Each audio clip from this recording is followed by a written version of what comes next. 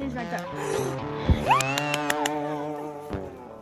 This episode of the Bucktails Podcast is presented by Pistol Creek, for those who enjoy the journey as much as the destination. Thank you for listening.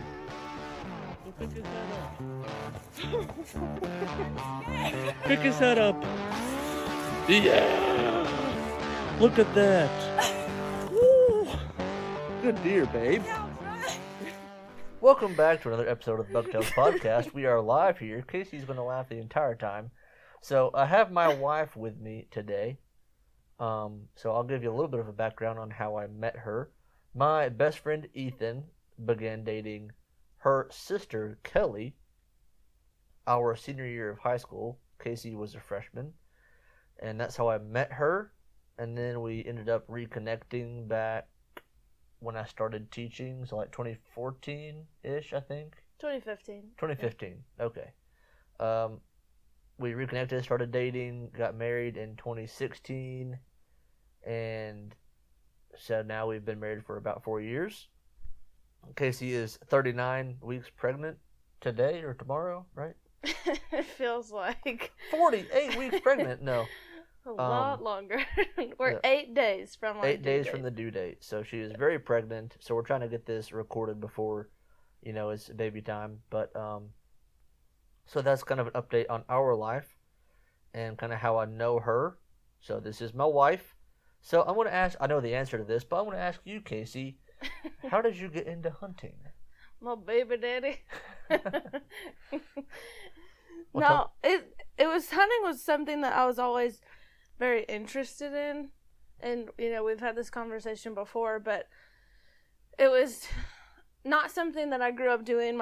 Nobody in my family hunts, so I never had the opportunity. And then when we started dating, Eli got me into it and bought me a gun. She didn't even know I had bought the gun for her. I drove over to her house. I think we were dating at the time, but drove over to her house, and I was like, "Hey, check out! I've got this 7mm OA." And we had talked a little bit about me wanting to get her, a manageable caliber for recoil and something that she could shoot and hunt with. She's like, "Oh yeah, that's nice. Nice gun." Oh, I'm like, congratulations on your collection. I'm like, it's yours. And this, oh, okay. And then then she it was was excited. on like Donkey Kong. Yeah. So, that's kind of how she got into hunting. And she's like, have I killed a buck since we've been together? Negative, Ghost Rider. I have not killed a buck since we've been together. I've killed does, but she kills the buck. She's Bucks only, baby. Yeah, yeah. You haven't killed a doe, have you? You killed two I bucks shot or 3 bucks? at a doe and missed, and you cleaned up my mess. Yep. That's a good story. So a quick little recap of that: we were hunting at a double stand at our hunting club. Does came out. Kasey asks me, "Oh, hey, is that a good size?" I'm like, "Well, yeah, it's a good size." Mind you, I'm still a very new hunter at that point, so I didn't have like the eye to figure out what I was comfortable shooting yet and what I wasn't. Like, I depended a lot on Eli to tell me what to do. I said it was a good sized deer. Now, mind you, it may have went 60 pounds. But, at the end of the day. So she shot, and it was kind of an awkward shot. It was way to her right. She was sitting on my left. But she shot and missed. The does ran a little bit further to the right. And she couldn't get a shot at it. I'm like, "Hey, can you see him?" And I was already pointing at it. Safety's off. I'm ready to go. I heard the sound, the end sound as she said no, and I shot, and doe ran probably 50 yards, and the doe was small enough that Kasey drug it out for me. Actually, drug it out by myself. By herself. So little crockpot doe. Yeah, crockpot, booming crockpot. Good size little doe there for the crockpot. Anyways, so that was a funny story, but yeah, she's killed 3 bucks, a 6-pointer, yes, and 2 8-pointers, all back to back years too, right? Or did you have 1 year off? I had a year off. So 3 bucks in 4 years, still good, yeah. Good track record so far. Yeah.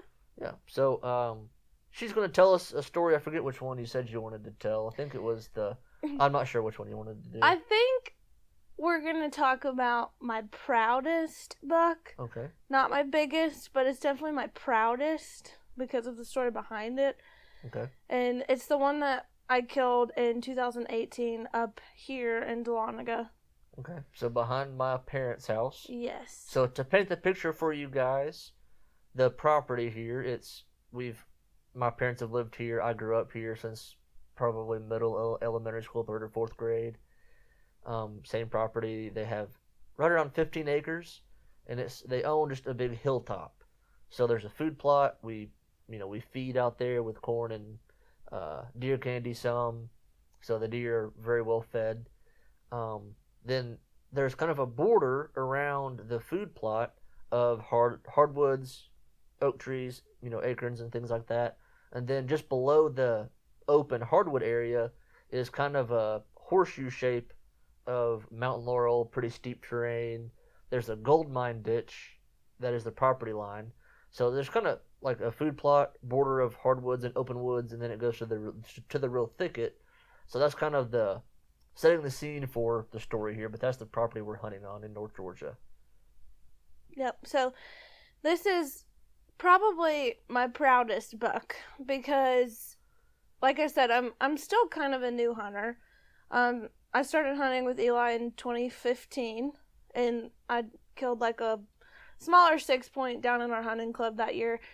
And Eli knows and can attest to this, but I'm very competitive, but I'm very competitive with myself, mainly.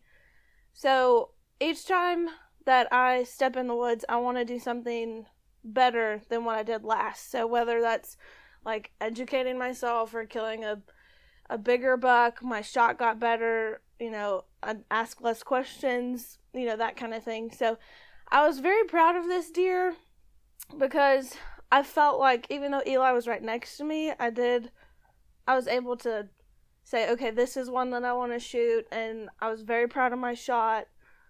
So I liked it. Well, good. So, yeah, I was proud of her. I mean, we'll get into the shot and the details there too, but a big part of this story is kind of the background, the few weeks and the month before this buck. So you want to let the world dive in on that. Dive in on the details there. Lots of pre-details to this hunt. The hunt is pretty exciting in itself too, but there's a lot background. There's a lot behind it.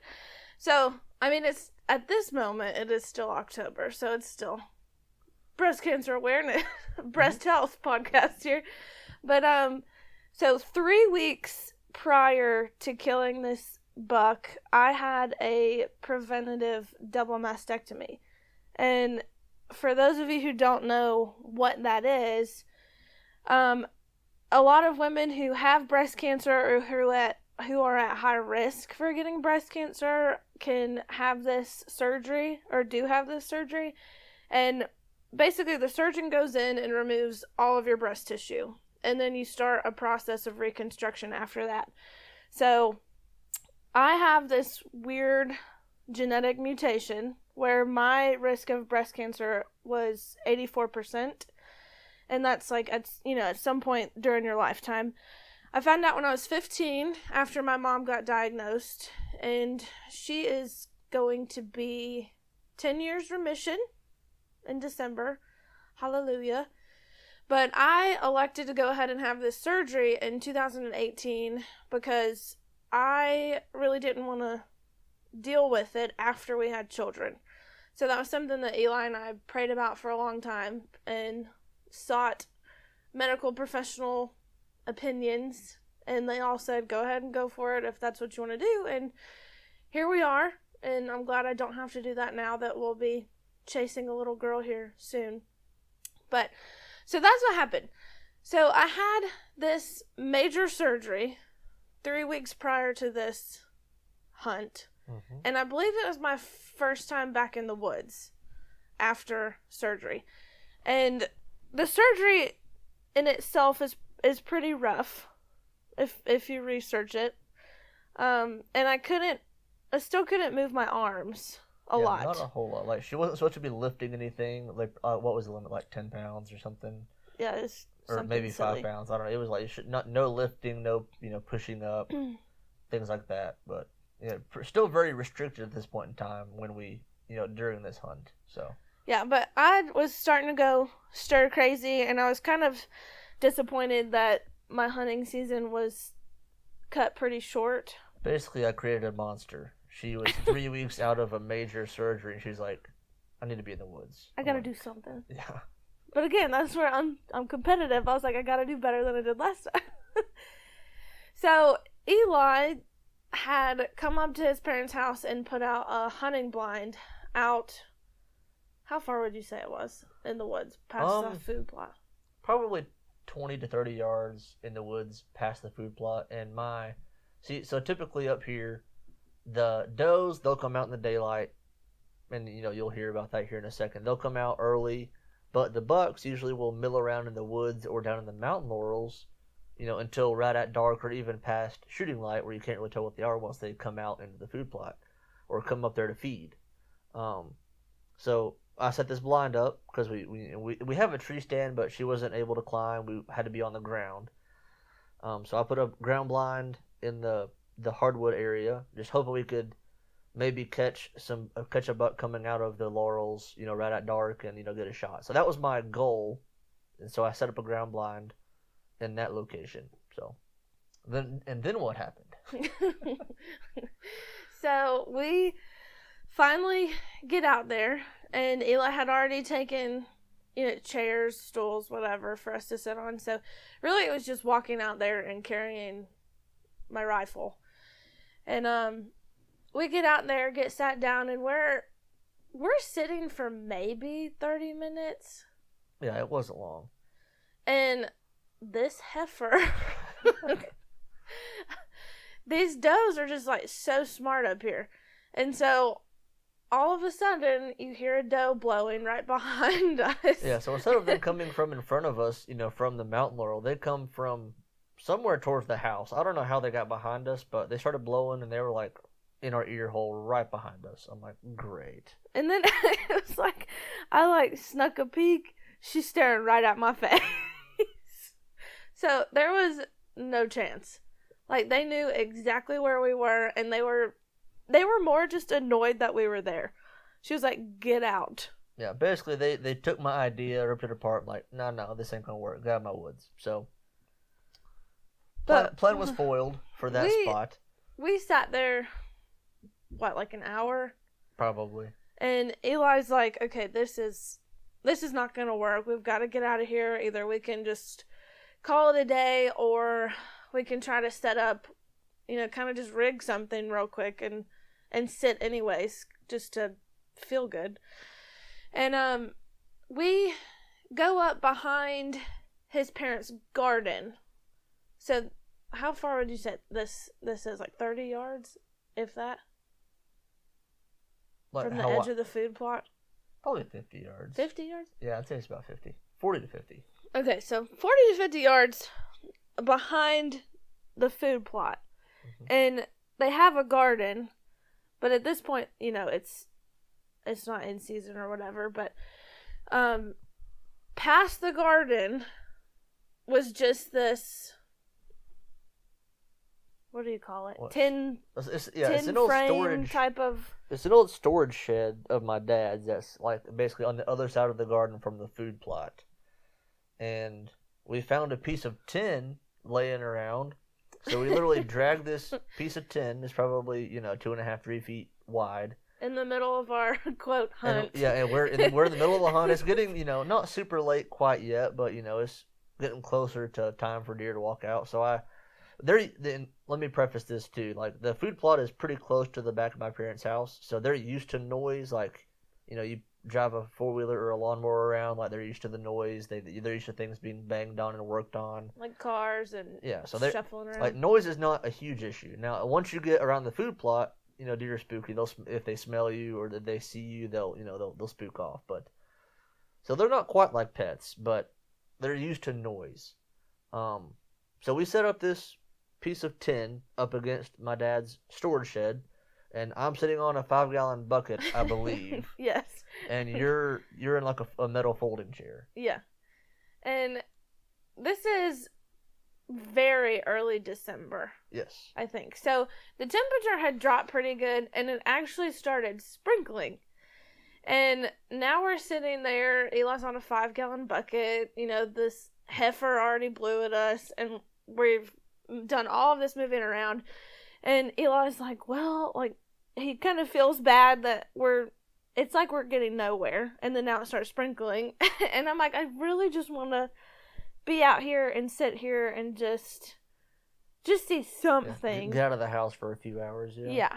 And so, a bit before dusky dark, those does came back out, and we were just sitting there watching them, and then this spike comes up and starts feeding. And like I said, I didn't want to shoot the spike, even though they had given me permission. I really didn't want to. I wanted to improve upon what I had done before. And I'm just sitting there watching him, and Eli's texting his parents, and he's like, you know, updating them, you know, this is what's out here, just some does and a spike, and they're just middling around, whatever.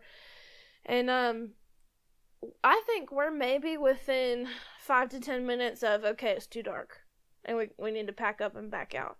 Mm-hmm. And out of the corner of my eye, I see movement to the left, and I already had my gun up because I was just kind of watching these deer.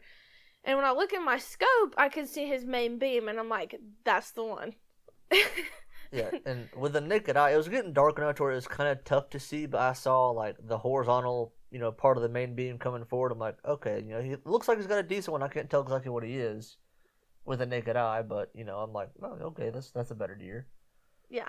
It was definitely something that I was intrigued. Sure. But he came up and walked, never stopped. He just walked straight across right in front of us, and then it looked like he had dipped down into the other side of the woods. Yeah, well, he got into this, like, shady, it's part of our old 4-wheeler trail, and there's a pretty good canopy over top of this. So, you know, out in the food plot, in certain areas, you can see pretty good. But, like, under this little canopy area, it was dark. Like, it was like, I was like, did he leave? Because I couldn't see him. I'm like, is he gone? Like, where'd he go? Can you still see him? And then and then he loops back around. So my heart had dropped for a hot minute, and I'm like, seriously? Like, just this flash of hope, and then he's gone.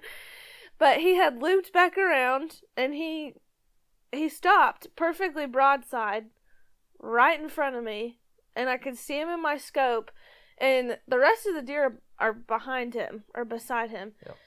And I'm like, whispering to Eli, I said, okay, I'm gonna do it. You ready? And so I pulled the trigger, and, you know, at this point it's so dark, I'm like, I can't hear or see anything after I just shot this deer, so I'm banking on Eli. But they all scattered, and so we're sitting there, and I'm like, I'm pretty sure I hit him. I felt good about it. And then his parents come outside because they can hear me shoot, and they're like, I thought she wasn't going to shoot that spike. Yes, I was texting my parents and telling them, I'm like, yeah, there's a spike out here. And Dad's like, well, if she wants to shoot it, you know, tell her she can. I'm like, no, I don't. She really doesn't want to. You know, and it's like maybe 3 minutes later, kaboom! And then Dad texted back, spike? I was like, no, good buck, better buck. So they come out there, and we kind of set everything down, calm down for a minute, and then we start looking for blood. And what did we find? We found, like, some hair. Yeah, we found some hair, and, like, when she shot, I was trying to see where he ran, and he was facing to the left. She shoots, and I didn't see him do, like, a high kick or anything like that. He just wheeled around and then went immediately into the woods to our right. So I'm like, I couldn't see much of, that's all I could tell. He just wheeled around, took off. So you could see it was like some hair. So we were kind of worried that she'd, you know, either pulled off or hit low, hit to the very front, like the brisket, just, you know, knock some hair off. Because there's no blood.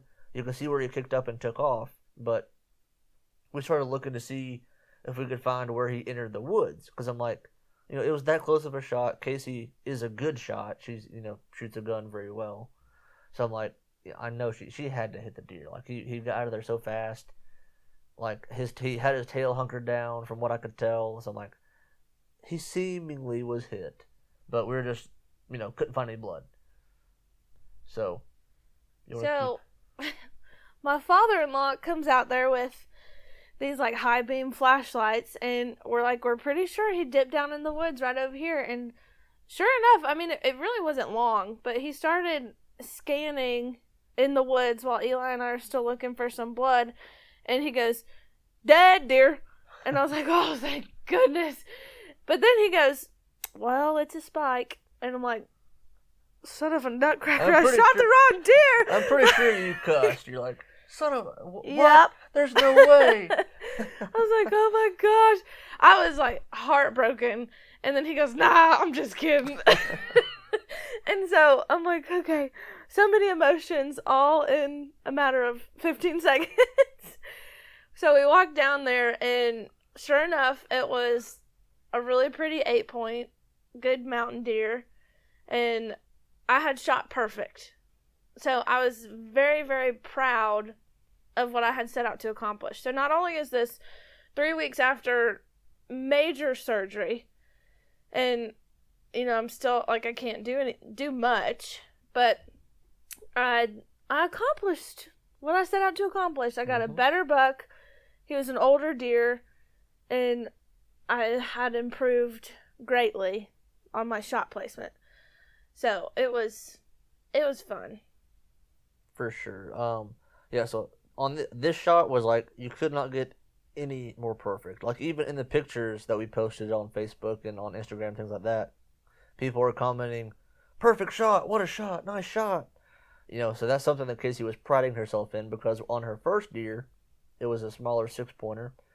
But she hit it a little bit high, and the deer dropped in its tracks, and it was, kicked twice and was done. Like, still deadly shot, but she was it wasn't in the heart, so Kasey was just not happy with that shot. I was not happy with myself. This was definitely something she set out to do. She's like, I want to kill a bigger buck. I want to get a good heart shot, And the deer we're talking about now, it maybe ran 30 yards downhill. It didn't bleed a whole lot, which I think we were actually looking in the wrong spot where we thought it entered the woods. It actually ran towards us a little bit closer than we thought. And somehow he went through the electric fence of the garden. Yeah, somehow he made it through the electric fence around the garden. Because there was blood on the fence. Yeah. It was strange. Yeah, so I don't know if he jumped it, and I don't know. I did not see him go through the edge of the garden, but he did. Somehow he fit through there. But so yeah, that is the story of Kasey's. What are we going to call this? A surgery buck? I don't know. I don't know. He's my proudest. Yeah, we'll think up a good name for him. But to describe the rack, we'll post a picture on Facebook here soon.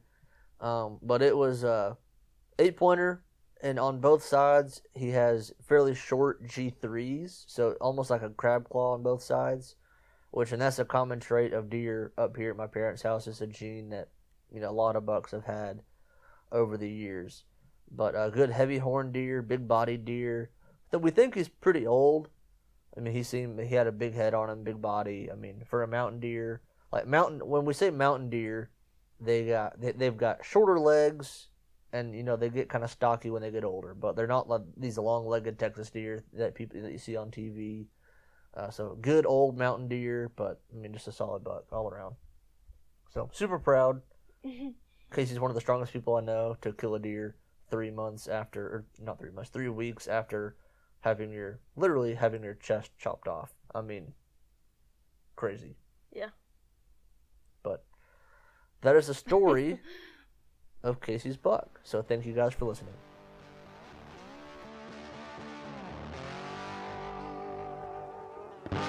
The Bucktails Podcast, brought to you in part by Trick Sporting Goods in Dahlonega, Georgia.